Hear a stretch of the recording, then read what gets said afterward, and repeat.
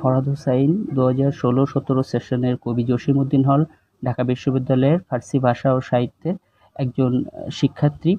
তো আজকে লাইভে আসার একটা বিশেষ কারণ অনুভব করছে যে বিগত কিছুদিন যাবৎ সামাজিক যোগাযোগ মাধ্যমে একটা তথ্য বা ধোঁয়াশাপূর্ণ একটা তথ্য কিংবা ভিডিও আর কি প্রচারিত হচ্ছে, যেটা অনেকেই না বুঝতেছে না। আমাকে অনেকেই মেনশন দিচ্ছে, ফোন করছে। তো আমি সে কারণেই ব্যক্তিগতভাবে মনে করছি ব্যাপারটা আরেকটু ক্লিয়ার করা উচিত। যদিও আমি 22শে সেপ্টেম্বর 2024-এ এ ব্যাপারে আমার ফেসবুকে আমি ক্লিয়ার তথ্য দিয়ে দিয়েছি যে ছাত্র শিবিরের যে এস এম ফরহাদ এবং আমাকে নিয়ে যে ধোঁয়াশাপূর্ণ ব্যাপারটা হয়েছিল, আমি সেটা অনেকটা ক্লিয়ার করেছি। তো তারপরেও অনেকে ব্যাপারটা একটু মিসকনসেপশনে আছেন। তো তাদের উদ্দেশ্যে আমি আজকে লাইভে আসলাম। সেটা হচ্ছে, আমি এস এম ফরহাদ, বাসা সাতক্ষীরা, 16-17 সেশন, এবং ওই যে ফরহাদ ও আমার হলেরই, কবি জসিমউদ্দিন হলেরই 2017-18 সেশনের সমাজ কল্যাণ ও গবেষণা ইনস্টিটিউটের ছাত্র, ওর বাসা চট্টগ্রাম। তো অনেকে আমাকে আর ওকে আর কি মিলিয়ে ফেলছেন, কিন্তু ব্যাপারটা হচ্ছে আমি তো আর ও এক নয়। ও ছাত্র শিবিরের সেক্রেটারি ছিল তখন, এখন প্রেসিডেন্ট তো ঢাকা বিশ্ববিদ্যালয়ের।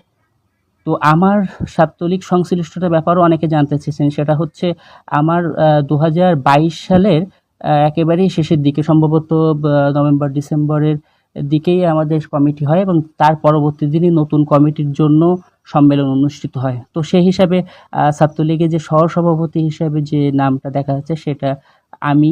তো পরবর্তীতে জুলাই 2024-এ যে আন্দোলন হয়, কোটা সংস্কার আন্দোলন, সেখানে আমি এবং আমার মতো আরও অনেকে ছাত্রলীগের বিদ্রোহী হয়ে এবং ওই 14 তারিখ সন্ধ্যাবেলায় পদত্যাগ করে আর কি আমরা আন্দোলনে প্রত্যক্ষভাবে অংশগ্রহণ করি। ওই দিন তুমি কে আমি কে, রাজাকার রাজাকার স্লোগানে আমরা সমস্ত ক্যাম্পাস এবং রাজু ভাস্কর্যে আমরা অবস্থান নেই।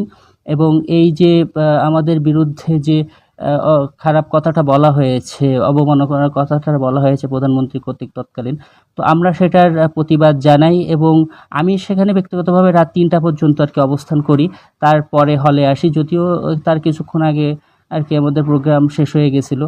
তো আমরা জানি যে ওই দিন ছাত্রলীগের যাদের প্যাডে ছিল তারা অসংখ্য ছাত্র আমরা এই অন্যায়ের প্রতিবাদে আমরা চলে গিয়েছি। তার পরবর্তীতে 15, 16, 17 তারিখ পর্যন্ত আমরা ক্যাম্পাসে আন্দোলন করেছি। 16 তারিখে আমরা যে শহীদ মিনার, কেন্দ্রীয় শহীদ মিনারে আমরা ওখানে আন্দোলন করেছি। ওখানে আমাদের অবরুদ্ধ রাখা হয়েছিল বিভিন্ন ছাত্রলীগ বা হচ্ছে আরও আইন শৃঙ্খলা রক্ষাকারী বাহিনীর দ্বারা। তো আমরা সেখানে আর কি ছিলাম। পরবর্তীতে ঢাকার যে পুরান ঢাকার যে বিভিন্ন মেসে আমি থাকছি, ওখানে থেকে আন্দোলন পরিচালনা করছি। তো ব্যাপারটা হয়েছে, এটা হচ্ছে তো আমার ব্যাপারটা আমি বললাম। তো আর একটা ব্যাপার, সেটার জন্য আর কি ফেসবুকে লাইভে আসা, সেটা হচ্ছে ডাকসুকে কেন্দ্র করে সম্প্রতি এস এম ফরহাদের নাম এডিট হয়েছে, সেটা একটা ব্যাপার। কিন্তু ডাকসুকে আর কি অফ করে দেওয়ার একটা চক্রান্ত চলছে, এমনও আমরা দেখতে পাচ্ছি। তো ব্যাপারটা হচ্ছে যে আমি ফরহাদ আর এস এম ফরহাদ তো এক না। আমার নাম এস এম ফরহাদ হোসাইন, ও এস এম ফরহাদ। আমার বাসা সাতক্ষীরা, ওর বাসা চট্টগ্রাম। আমি ছাত্রলীগের সহসভাপতি ছিলাম, কিন্তু ও ছাত্রলীগের তো সহসভাপতি ছিল না। আর আমার যে প্যাডটা দেখানো হচ্ছে সেটা তো ও নয়। তো ব্যাপারটা হচ্ছে এই, আমি প্রত্যাশা করব ডাকসু এত বছর পর, যদিও 2019 সালে হয়েছিল এবং 2018 সালের যে আন্দোলন হয়েছিল সেখানেই কিন্তু আমরা আর কি অংশগ্রহণ করেছিলাম, এবং তার যে একটা ক্ষত সেটাও আমার হাতে এখনও আছে, আমার বাম হাতে। তো আমি প্রত্যাশা করব যে সকল কাদা ছোড়াছুড়ি বন্ধ হয়ে একটা সঠিক এবং উৎসবমুখর পরিবেশে ডাকসুটা অনুষ্ঠিত হোক।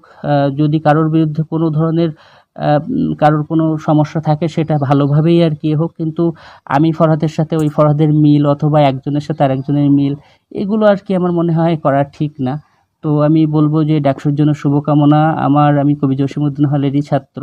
তো আমার হলেরই আবিদ ভাই, আমার হলেরই এস এম ফরহাদ, সাদিক আমার খুব কাছের বন্ধু।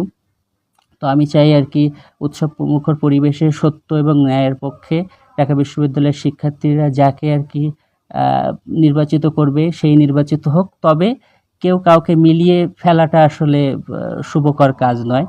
আর আমার ব্যাপার আমি ক্লিয়ার করেছি, ফরহাদের ব্যাপারটাও বললাম যে প্যাডটা আর কি দেখানো হচ্ছে সেটা আমার নাম। আমি পরবর্তীতে তো ওইভাবেই আপনাকে বললাম আপনাদেরকে যে কি ঘটেছিল।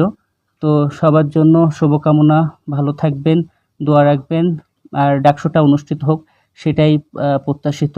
আসসালামু আলাইকুম।